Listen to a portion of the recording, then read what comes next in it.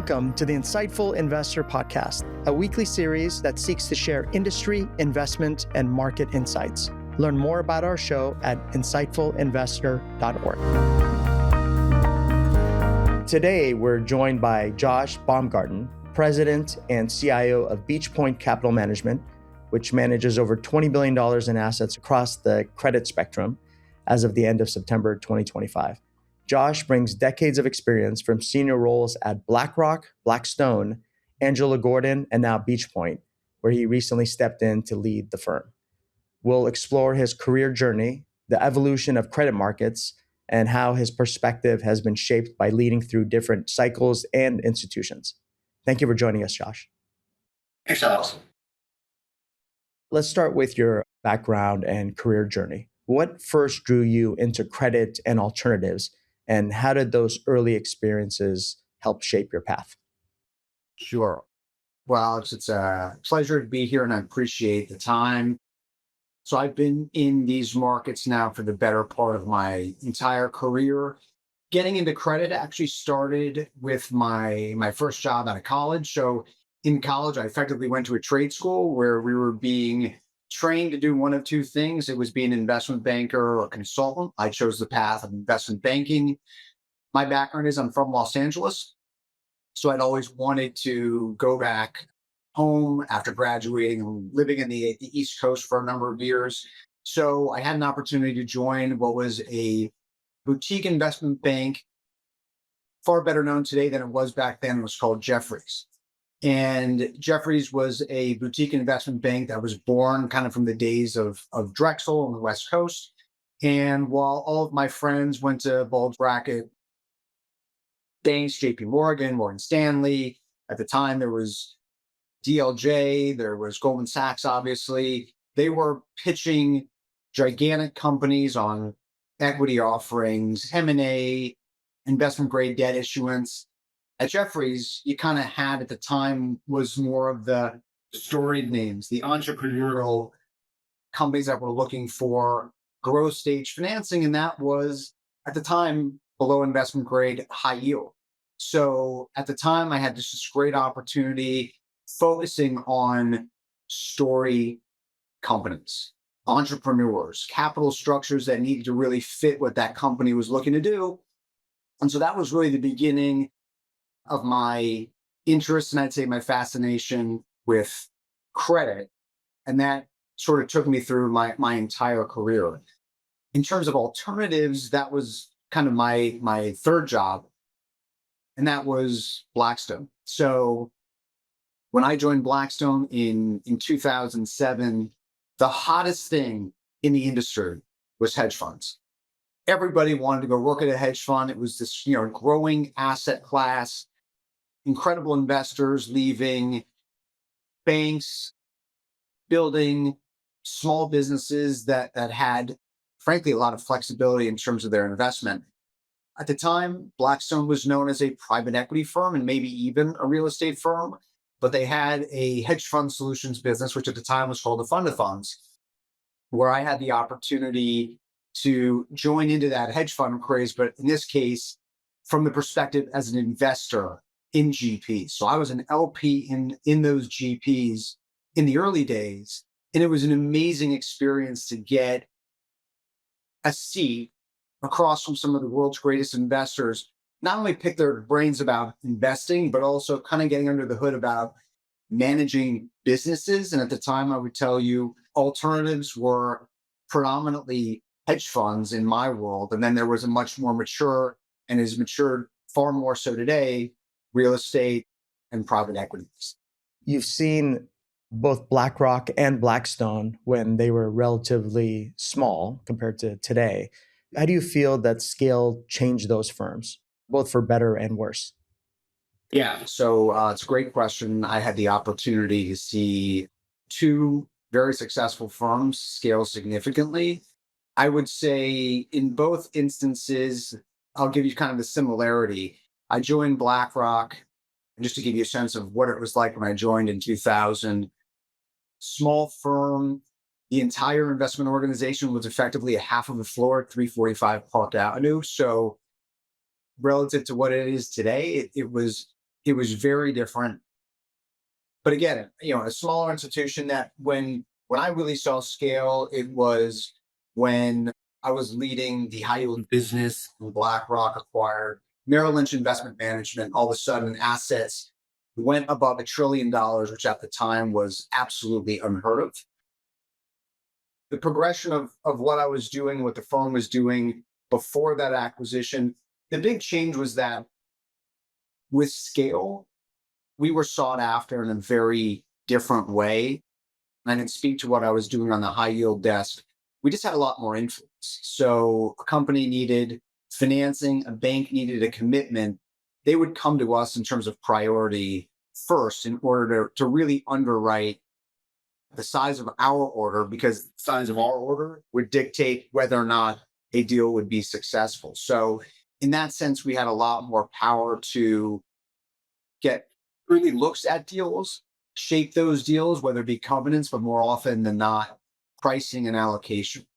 Blackstone was fairly similar. I joined right before the IPO, and like I said, I was in the hedge fund solutions business because we were, in some respects, the 800-pound gorilla in that business, especially as we grew.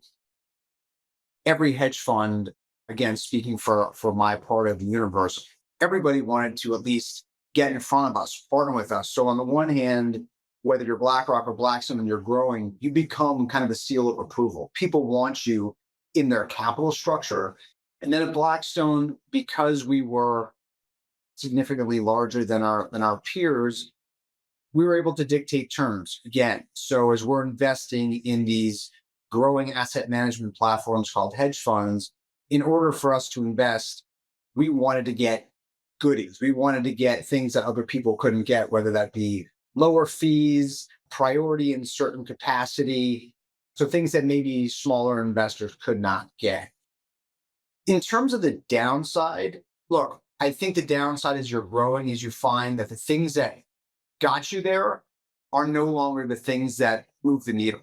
So joining a smaller BlackRock or a smaller Blackstone, you can be kind of a middle market player, identify things that are a bit smaller, a bit nichier, get those to really create value and move the needle. As you get bigger, clearly that comes with advantages. You can speak to bigger opportunities, but there's a lot of things that are frankly just not worth the time anymore in terms of focusing if they can't really move the needle for your client's portfolio. So that was the biggest drawback.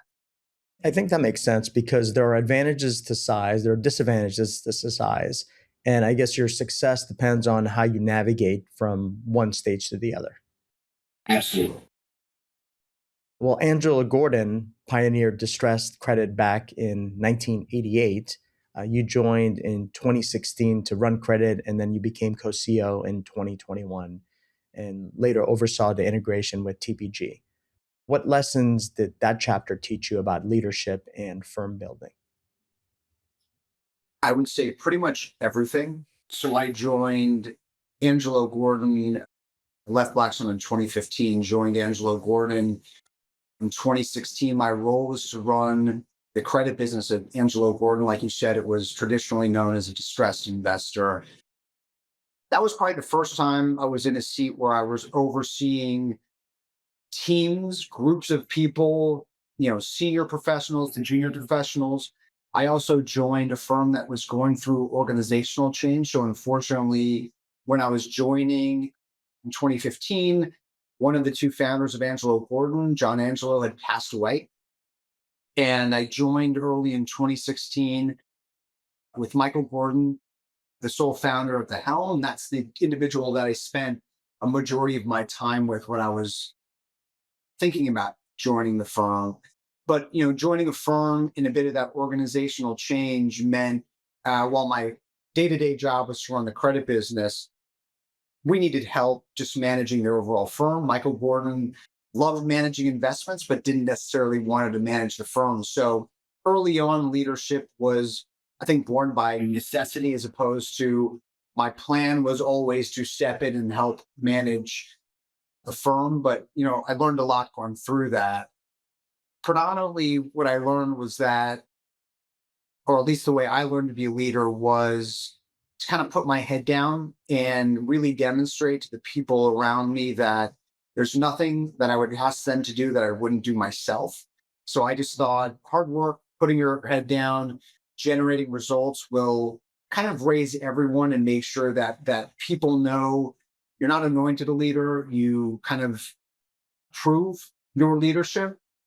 And I approached leadership at Angelo Gordon from the perspective of people don't work for me. I work for them every day. And it's my job to represent the firm and all the people there and to prove to them every day that I'm kind of worthy of the responsibility to lead the firm. So that's the way I approached it. And as I, matured through the organization and we got through our transition period, I learned a lot more about trying to oversee teams in the sense of making sure you understand people's motivations, you have the appropriate alignment of incentives, you're thinking about people's career paths, how they can continue to take on responsibility, and then also making sure that people realize the goal of every person is to kind of make yourself redundant.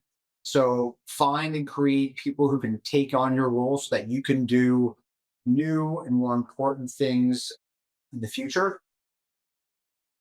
And then it's also about transparency and making sure that people really understand where the firm is headed, the vision of the firm, the goals of the firm, and then both the trials and tribulations along the way. The more that people are brought along for the journey, I think they're more willing to follow, especially if they know where they're going.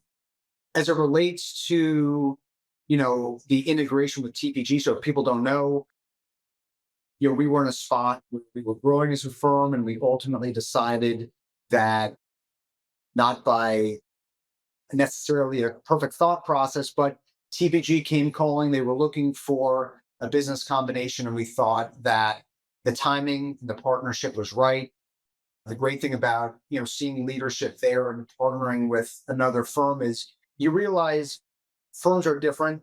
They have different cultures, different backgrounds, but when you have really talented people who care, there's a certain degree of EQ around the table, and people recognize that it's ultimately a people business, and we got to bring everybody along for the ride. Again, with transparency, it was really challenging, but also fun to see that integration between our two firms. And I'm very confident there's going to be great things to come as a result of that business combination.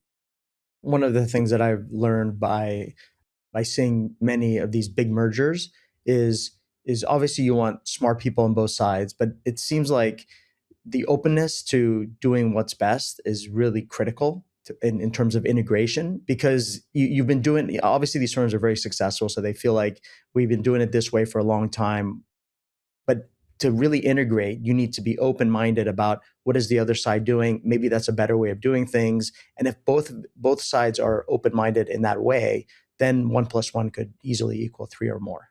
It's a great point. And philosophically, I would say, as an individual who's been at a couple phenomenal firms, you know, it's really important, and especially as you're interviewing and talking to people that might be joining your firm, I always ask people, give me the one or two things that your firm, wherever you're coming from, did exceptionally well. Obviously, you did a lot of things good, some things great, and some things terribly. Give me the two or three things that if you were to say, me and my previous firm, we were great at X. If I bring those over to your firm and you come over to Beach Point, having one or two things that all of a sudden from another firm can be so massively accretive to a group of people or a firm that's done things a certain way for a long period of time.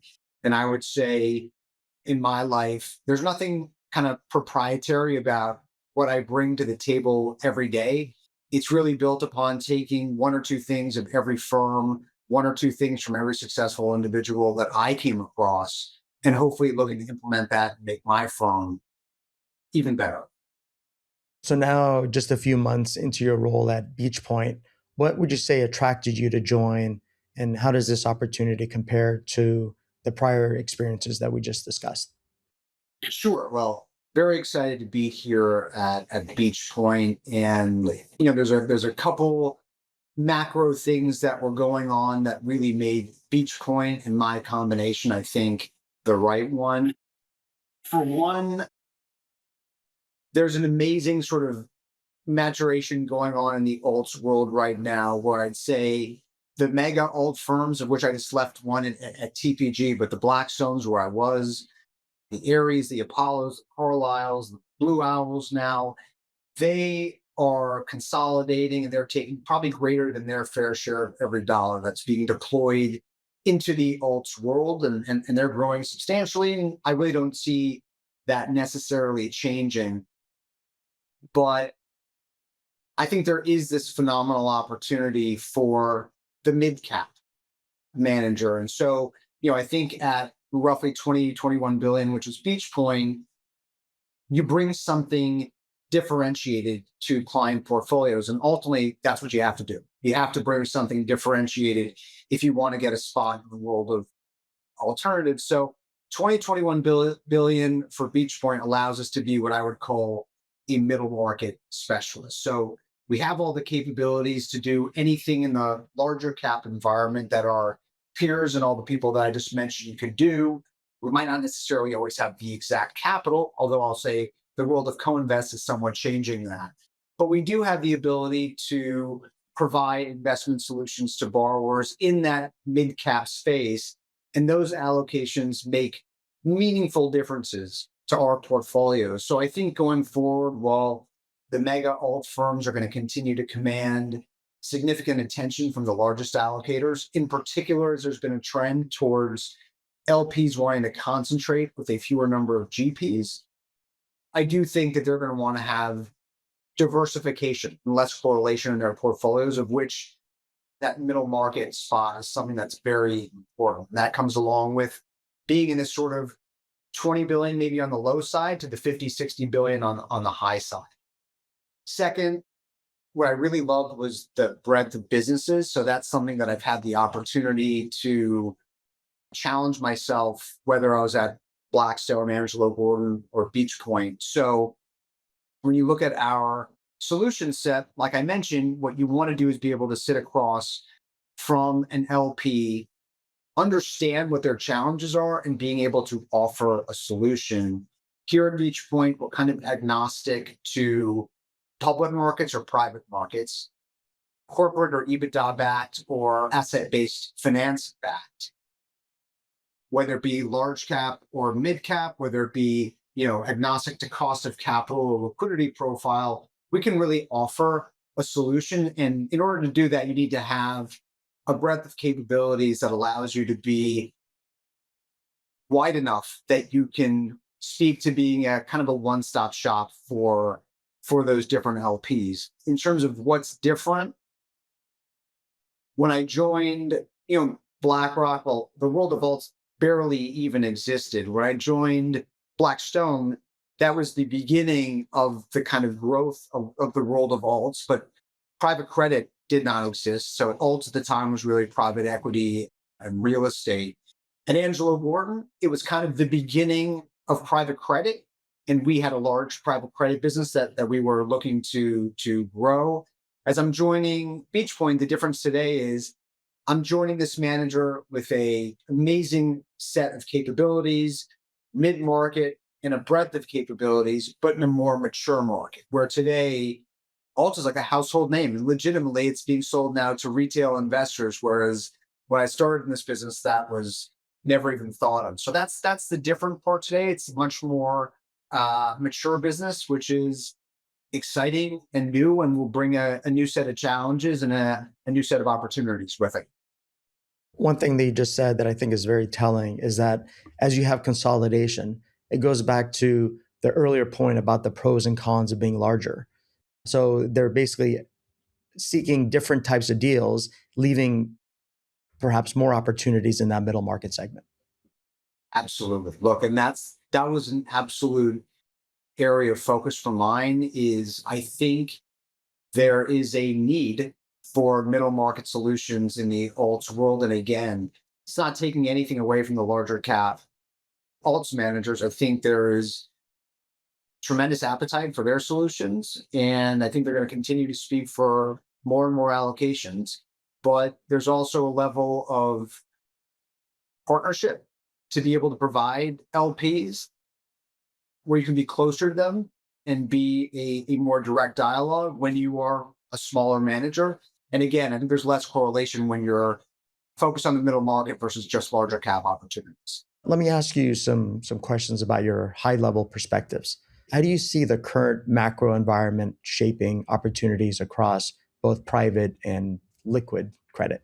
Well, look, at the end of the day, we're in an investment organization, so you got to have a macro view. What are we looking at today? Well, I would say we're at an environment where growth is actually, and I would say when I say actually, I think the market is reluctantly long as a result. I mean, growth is actually pretty good despite this being a cycle that might be a little bit long in the tooth. And I say that from the perspective of a credit investor. Alex, I know you talk to investors of all types. You'll probably find that the credit investor tends to be the most pessimistic, and I would put myself up with the other credit investors in that respect. But you can't fight the fact growth has been, fairly solid. Margin profiles of the businesses that we're lending to remain stable to maybe even improving at the margin. Leverage is fairly manageable. The cost of capital, while rates have gone up, has been fairly appropriate. Capital is still widely plentiful. So it's actually a pretty, I'd say, buoyant backdrop right now to be in credit markets. The challenge is that when you look at spreads across pretty much every fixed income asset class, and I'd probably add equities to that equation as well, you're trading at spreads that are at the upper single digit decile relative to where they've been over the past 20 years. So the nice growth picture, good balance sheets, limited defaults, well, that's actually reflected in markets today. But at the same time, there are the typical basket of risks that you have to be aware of. On the one hand, you can see that, yes, capital itself is plentiful, but there's been a tremendous amount of deficit spending with no end in sight. And there's going to be a day of reckoning when people are no longer willing to fund those deficits, and that will lead to likely a higher cost of capital. And maybe that's why rates are a bit stickier. We're in the very short rear view mirror, we had inflation as a big problem. It's tampered down recently. That doesn't mean that we're necessarily out of the woods. And then we have certain sectors that are going through some challenges, as we always do. There's travel related sectors. There's certain areas of the lower end consumer. So the K-shaped economy everyone's talking about. Well, sure, the upper end of that K and the higher income cohort of the universe is really keeping this economy floating. They are spending, but the lower end of that economic picture is not doing as well. So there are certain areas, the commodity part of the market now, that is coming under extreme focus. There's challenges as always geopolitically, and then also politically, tariffs. So there's the typical whirlwind of things that you have to watch out for, which makes, I would say, this a fairly usual environment. I just wish we could say that the spread environment was one that reflected that it was easy to go and identify both great alpha and beta. That's not the case today. Are you surprised at how resilient growth has been? I remember back in 2023, almost every economist was predicting a recession after the massive tightening in 22, yet no recession in 23, 24. Here we are near the end of 25 as we're recording this, and still no recession in sight. Is that surprising to you? It is, but that's why, as an investor, it's great to be a part of a platform that looks at a variety of different areas of the market. And also, as an investor who's not simply a macro investor, if I positioned our portfolios solely for an expected recession coming out of 2022, returns in our positioning would look very different and would have been wrong. So I'm happy to say that we position the portfolio for all different types of outcomes. And being a credit investor, you also get the benefit that you might not get in other sectors, which is we're getting paid every single day that we show up to work. And by that, I mean, our borrowers are paying us coupon every day that provides a bit of a tailwind to our strategy. So you start with that benefit as a credit investor, and then you can layer on different protections, more coupon, maybe equity participation, more downside protection. But I am surprised considering where we were in 2022, but that's also, a function of the amount of capital that's out there. Spreads really changed. And in 2022, when everyone's predicting the likelihood of an economic slowdown, starting to deploy capital into that environment, identifying good names will lower the cost of capital and actually make it easier for some of these companies to make it through what was a very challenging time to an economy where we are again today. Low defaults, nice steady growth, inflation might be back in the bottle. So again, it's definitely a surprise, but we're in a pretty good spot today. So does it make sense to tilt towards quality given the extended economic expansion and the tighter spreads, or are there other strategies from a high level that you're considering? Great question. What I would say is beta is not cheap today. So there's no real market theme that I can say it's pretty easy to deploy capital into and you're going to make a great return. Like I said, when spreads across markets are in that upper single digit decile relative to 20 years of history, okay, so everyone's dealing with that same starting point. What I can say is, our firm has 180 professionals, about 80 of which are focused on investments. Like I mentioned before, corporate, structured credit, public, private. We have a lot of sharpshooters out there. And so when people say a rifle shot approach, that's what we do every day. And what I can tell you is sitting with our teams and to walk you through just a couple areas where we're finding opportunity that I couldn't say it's a macro opportunity, but we're finding opportunities being a little bit more of a sharpshooter. Structured credit, we're seeing things like born from the distress of CMBS markets over the past couple of years, opportunities in single asset, single borrower deals. We're getting the tail end still of aviation related ABS as a result of dislocations around COVID. We're finding in our real estate lending business opportunities again. Loans that were made 5, 7, 10 years ago, they are maturing, they need capital. There are a number of sectors that have gone through real significant change. Again, they need to come to market. So we're seeing opportunities in our commercial real estate debt business and our corporate businesses where we look at industries, and then within those industries, obviously companies that are winning or losing.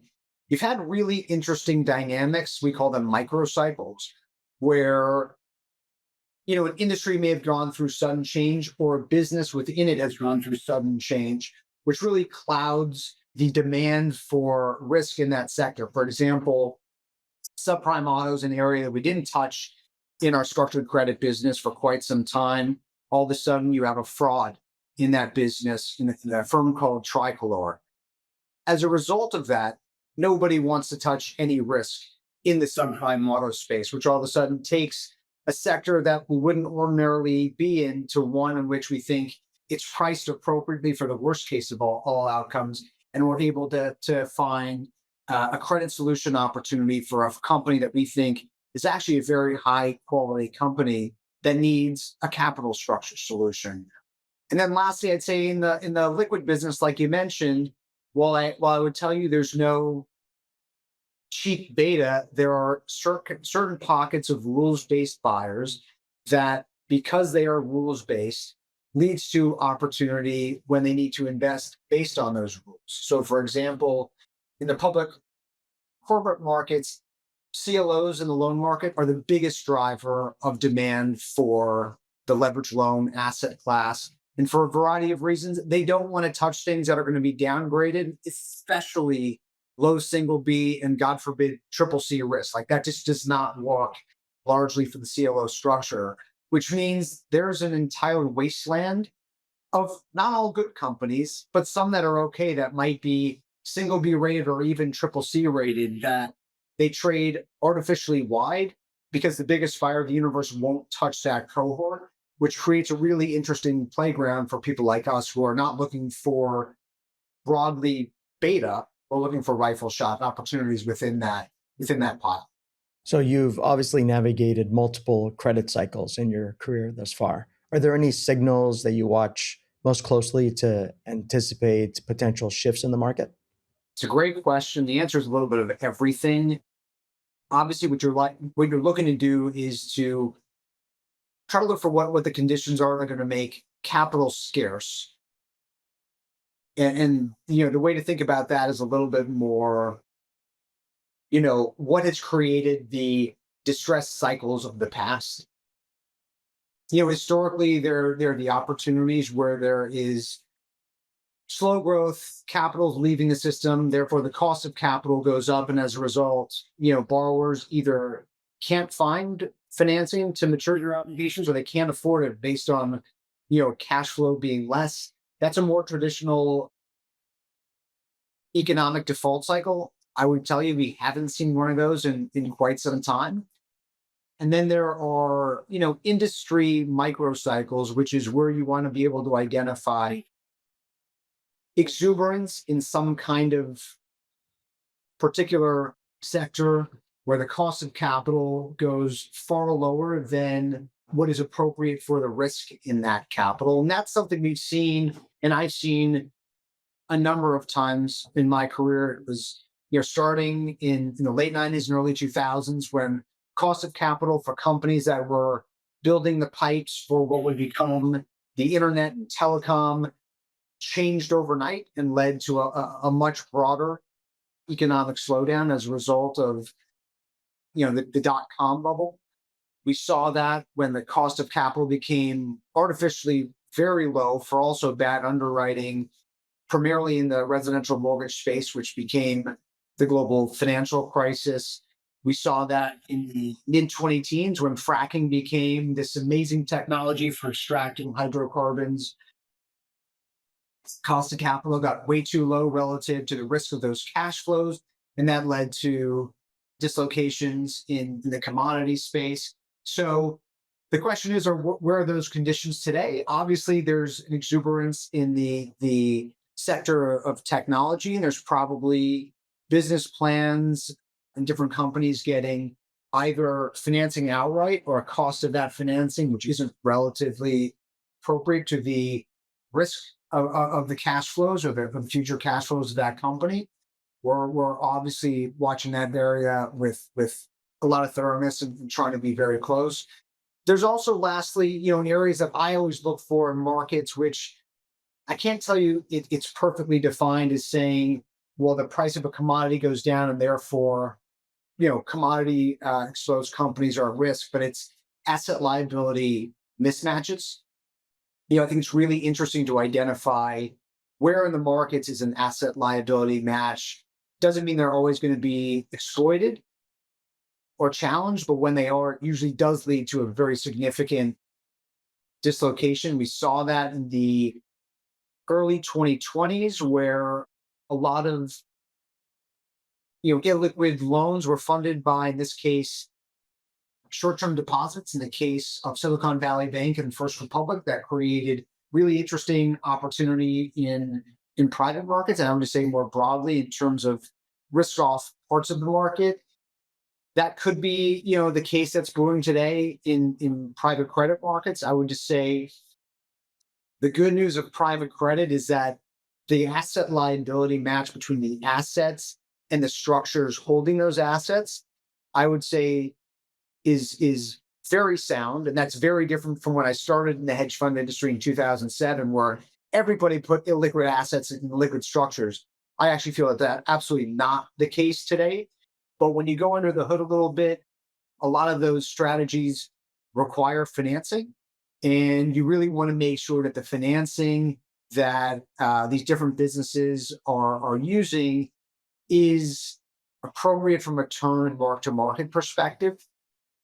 A lot of the mega banks out there that are very large in terms of providing capital to the private credit markets and very much understand these markets are not necessarily willing to provide term non-mark-to-market financing, and that's absolutely critical from an asset liability match. It doesn't mean that those banks are going to pull the plug because spreads will add 100 basis points or 200 basis points. But why put yourself in that situation if you can pay up a little bit for the right term and non-mark-to-market financing that's really required for liquid assets? You brought up a point that I think is really insightful, which is this notion of what is the expected return for the risk that you're taking. Expected return is easier to underwrite. Risk can be challenging because in the rearview mirror, there may have appeared to be no risk because nothing bad happened. And so you almost have to think about what is the risk that could surprise you in the future. And oftentimes you get this risk creep where the longer you go without bad things happening, the less risk is perceived, but in reality it's probably riskier. And the expected return comes down because there's more demand for that capital. And it's really interesting how those cycles can turn very quickly. So I think the way you described it is very thoughtful. Yeah, Alex. And there's one good thing about being in a firm like Beach Point, or frankly, the other firms I was at. You can probably notice I don't have hair. And, not all these things, these dislocations, risks in the market are exactly the same, but they run. And to your point and your question, what are the things you look for? You know, I look for asset liability mismatches. They might persist for decades, but you want to know where they are and you want to be prepared because if and when those things get exploited, it usually results in massive risk off periods, depending on the size of that asset liability mismatch. So to your point, you have certain things you look for, certain things you price for, and surround yourself with people who've been there, and you challenge each other to your point, which is avoid the inertia of where the market is because markets will do what they will do. It's more always test yourself on the downside, and things that have gotten bad once before, they can get bad again. And at the same time, you want to be careful about making those big macro calls in terms of when that inflection point will come. So I guess you think about it, you're just mindful of the underlying risks without necessarily making a timing call. You're just positioning yourself, waiting for that opportunity. Absolutely, and that's what you do. You invest around catalysts, and being a credit investor. The fun part about being a credit investor is you always have a tether. That tether is a coupon payment, that tether is a maturity. So it can persist. A company's always got to come back to you. So it's kind of the benefit of course, focusing on catalysts and events that will substantiate your view of investing. But in credit, again, with coupons and maturities, you always have a reason for that company to have to come back. Would you give us a brief overview of Beach Point and what distinguishes the firm? I know you touched on some of the areas already, but if you can talk about that a little bit more. Absolutely, would love to. So Beach Point really started as I'd say one of the early pioneers in the world of alternative credit. Started about 20 years ago. Again, we're 20 plus $billion in terms of assets and management, 180 professionals. Like I mentioned, importantly, and the fun part about my job is we have a breadth of capabilities where we try to be really a one-stop shop solution provider for our LPs who are looking to invest in credit markets. So, whereas a lot of people I'm sure you talk to have the canvas that goes equities, private equity, real estate, credit. We really try to be specialists in credit, to try to be broad in the world of credit. So what we try to do is really make sure to be agnostic, like I mentioned before, in terms of cost of capital. We try to be agnostic, whether that's going to be kind of corporate-based solutions or asset-based solutions. We try to also be agnostic with respect to liquidity profile. So we traffic in public markets and private markets and in many of our funds and our individual accounts in both, where clients are really looking for us to determine what's the appropriate pivot between those different markets. So I think it's critical to be able to walk in with that breadth of capabilities. Like I mentioned before, we are a middle market specialist. So we have all the capabilities, the insights. And when I say capabilities, it's not just on the investment side, It's the operations, the legal parts of our platform, because while we make investments, we are running a business here. We think it's absolutely critical to be able to provide our borrowers and our LPs with the ability to bring large scale, large capitalization type of infrastructure and solutions, but with the ability to pivot between large cap opportunities and more likely those mid cap opportunities, which we think again, we are far more differentiated in that world, providing our LPs with a differentiated offering in the markets. Obviously, many investors shy away from complexity. I know Beach Point leans into it, but what attracts you to complex structures and strategies? That's what you have to do if your goal is to provide something differentiated to your clients. So, yes, our job is to traffic across these broad credit markets, which represent trillions of dollars of tangible kind of raw material for us to deal with. Doesn't mean that if there is a dislocation in public markets, we're not going to pivot our capital base to take advantage of great total return opportunities in liquid markets that aren't quite as sophisticated. But as you know, that doesn't exist all the time. In fact, that exists the minority of the time. So the majority of time, you're going to be looking across, like I said, different sectors going through change, micro cycles within those sectors, businesses that are going through change, and trying to apply, whether it be legal complexity, structural complexity, in order to help be a partner to those borrowers and get paid to provide differentiated solutions to meet their needs. So frankly, I think that's what allows you to get paid more and create alpha, is to identify complexity and liquidity premium. It also enables us to be, I'd say, much more differentiated partners to our limited partners who want to invest with us. How do you think about opportunities in areas where EBITDA isn't the driver, but hard assets are? It's a great question, probably more relevant today than it's ever been. So the early parts of the hedge fund world were really dominated by corporate borrowers and distressed corporate lending. I mean, that was like I said, the beginning, the more nascent part of the hedge fund evolution. Post GFC, all of a sudden you saw an expertise in an asset class being asset-based finance or structured credit markets that were principally the domain of banks. Because a lot of banks got themselves in certain challenges, you saw a transformation of sell-side professionals going to the buy side, kind of taking advantage of the dislocation many of those banks actually created. It turned from one of the most challenging episodes to one of the best long-term investment opportunities that our industry has ever had. And following that time, it led to the growth of a smaller than the EBITDA world, but a growing part of the universe focused on structured credit and asset-based finance, which is a discipline that I think they do exceptionally well.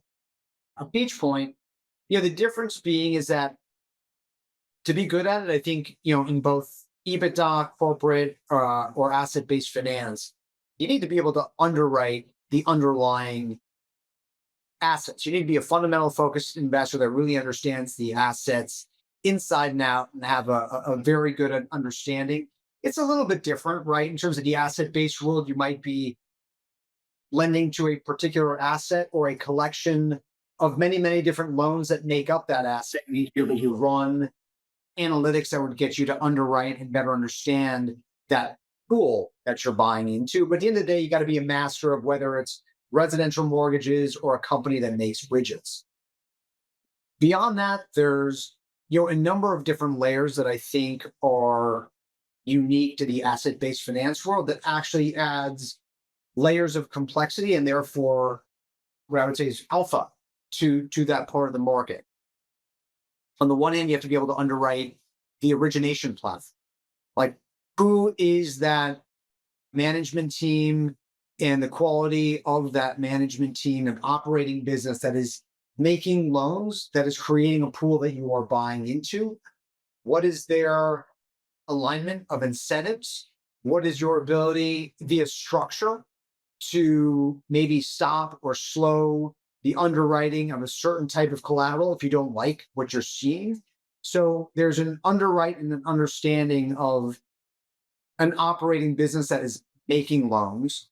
There is, again, the structural underwrite of that relationship between you and the origination platform. Then there's an underwrite of a servicing layer, which is there's typically a independent business, maybe it's owned by the GP, maybe it's outsourced, where loans are actually being serviced by an external partner. Again, you need to underwrite the quality of that servicer, the alignment of incentives for that servicer. And again, via structural underwrite, what's the relationship that you have with that servicer?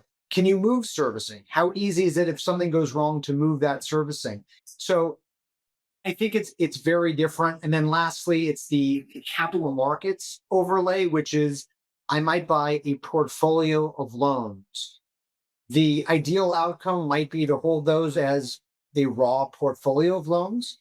It might be to go to a bank or insurance company to lever those. It might be to go access the securitization markets and actually create a structure whereby I'm optimizing the financing by finding a higher attachment point that will go to a bank, an insurance company, and will provide a better cost of capital for what I own, which is the lower part of the capital structure. So I think what's interesting is the different layers that you need to underwrite poses, of course, additional risk, but for something that I think we're great at, provides a lot more opportunity to extract alpha along the way. And I also think it creates an opportunity that because there's so many different layers, there's a lot less competition. How do you see private credit evolving over, let's say, the next decade, especially as more institutional and private wealth capital flows in? I mean, you just mentioned it. It's capital that's going to continue to flow in. In this case, it's going to be coming from areas like retail that have been a part of the alts landscape, but is becoming the absolute focus for every mega alternative asset manager. Right now, they are all explicit by saying we need to target the retail investor. So I think you put it aside, you rightly assume that capital is going to continue to come to the asset class. With that, I think as a result, the cost of capital should actually come down for private capital. You've seen it. You've seen it in the early evolution of private capital was really corporate private lending, and you've seen as that has matured, the allocation that LPs have made has matured, and a lot of competition has existed. So therefore, the cost of capital to those borrowers has come down.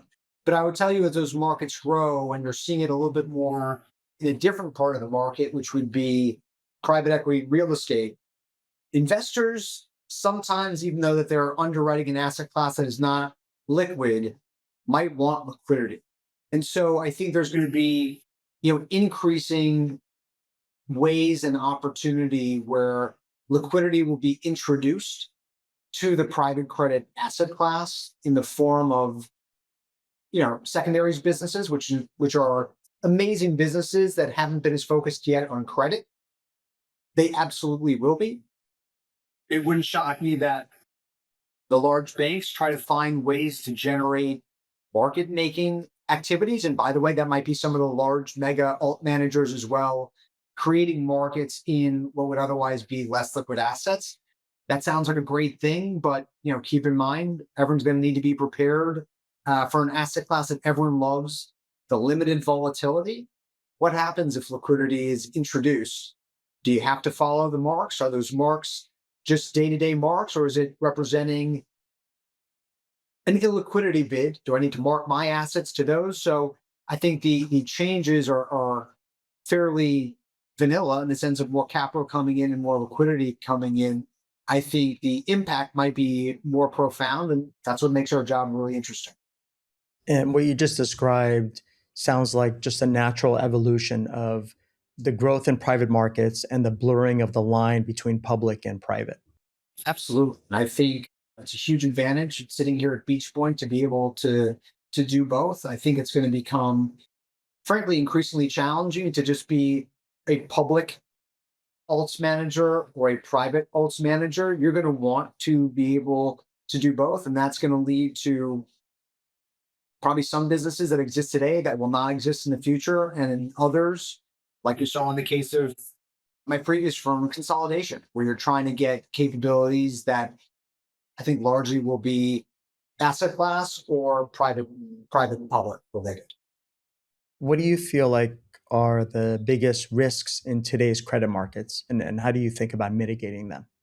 Look, I think there are risks that exist, like I said, in terms of certain sectors that have become a bit more exuberant in terms of cost of capital and then the risk around the cash flows showing up. So technology is one area that might be the greatest opportunity. It might also be the greatest risk.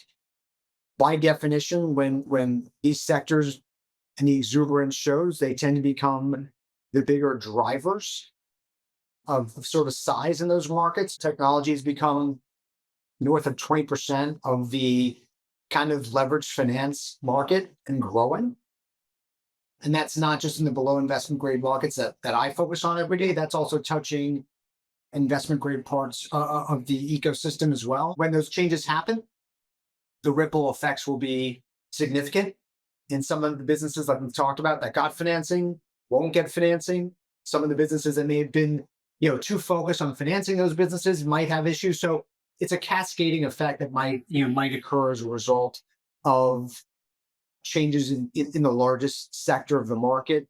Like I mentioned before, the asset liability match that exists and underpins some parts of the private credit universe. Again, I'm not predicting that we're going to have a washout in terms of banks all of a sudden deciding to mark private assets lower and as a result demanding liquidity and posting margin, but it's something that bears watching.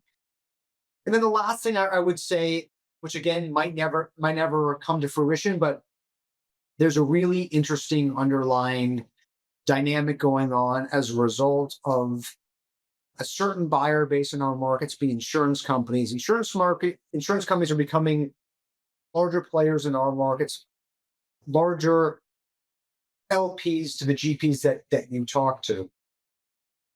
And they invest their balance sheet like a lot of other large institutions, but as you know, they are ratings driven. And there is a significant ratings arbitrage where GPs and investors of all different types are looking to get things rated in order to appeal to this buyer universe that needs things to be rated a certain way for them to buy. Importantly, the insurance cost of capital tends to be a lower cost of capital. So if you can solve the ratings aspect, you can sell some piece of that capital structure to a very willing insurance company because it meets their needs. They have the duration of capital to hold those investments. Of course, as long as these things don't get downward.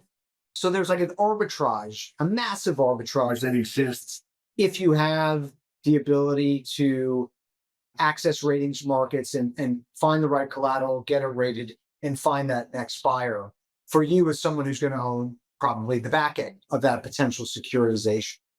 The risk, of course, becomes in a world of ratings downgrades.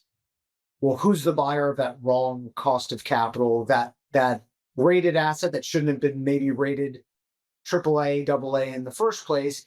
And not to compare this to the global financial crisis, but at the time, if you recall, there was a massive push to try to get anything rated. So in order to appeal to a certain buyer base, and when that got downgraded, buying bases disappeared pretty quickly. So again, I'm not tying the two, but I'm just pointing out when there are ratings arbitrages of which exist today, you need to be mindful. Is it appropriate? Is there a risk of that unwinding? And if so, where do you want to be, both to protect yourself, but maybe also to take advantage? When you look across the competitive landscape, what do you feel differentiates the firms that thrive versus those that struggle in credit investing? You talked about middle markets and large cap, but are there other factors?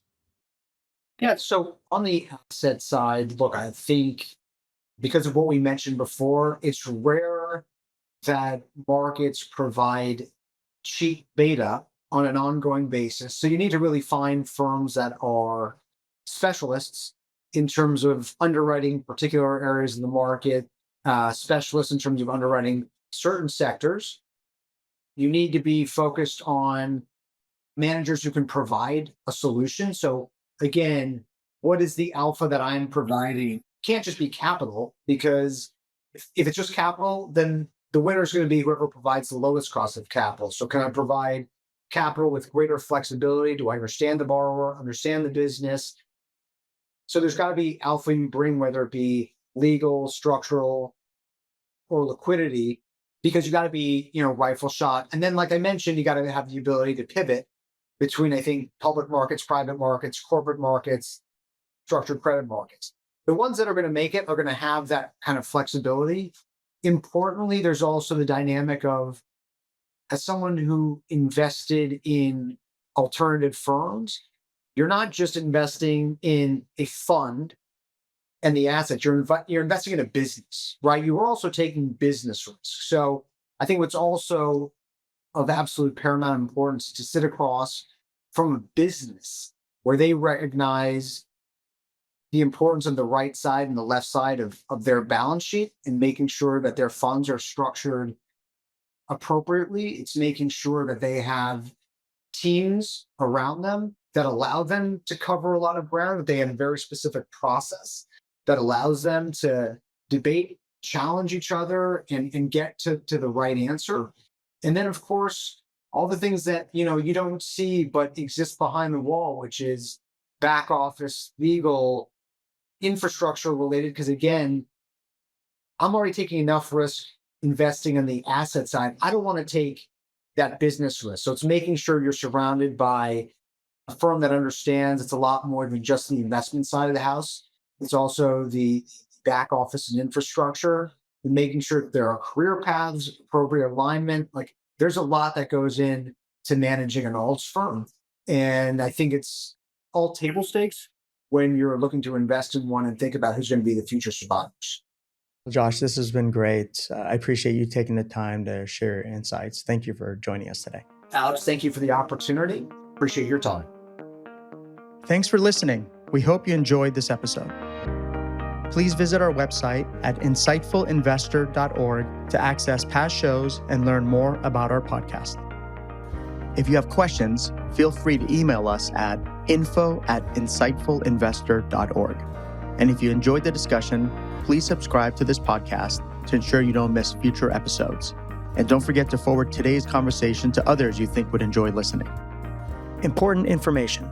This podcast is provided for informational purposes only and should not be considered legal, tax, investment, or business advice. It is not a solicitation, recommendation, or endorsement. All opinions expressed by participants are their own and do not necessarily reflect the views of the Evoke Advisors Division of MAI Capital Management, LLC, or Evoke, its affiliates, or any companies mentioned. Information shared has not been independently verified by MAI or its affiliates. MAI Capital Management, LLC, or MAI, is registered with the U.S. Securities and Exchange Commission, SEC, which does not imply any particular level of skill or training. Certain information contained herein has been obtained from third-party sources, and such information has not been independently verified. No representation, warranty, or undertaking, expressed or implied, is given to the accuracy or completeness of such information by any person. While such resources are believed to be reliable, Evoke does not assume any responsibility for the accuracy or completeness of such information. Evoke does not undertake any obligation to update the information contained herein as of any future date. The content is intended for a general audience and does not constitute a recommendation to buy or sell securities or adopt any investment strategy. Any examples or scenarios discussed are illustrative only, involve risks and uncertainties, and do not guarantee future results. Non-traditional assets carry significant risks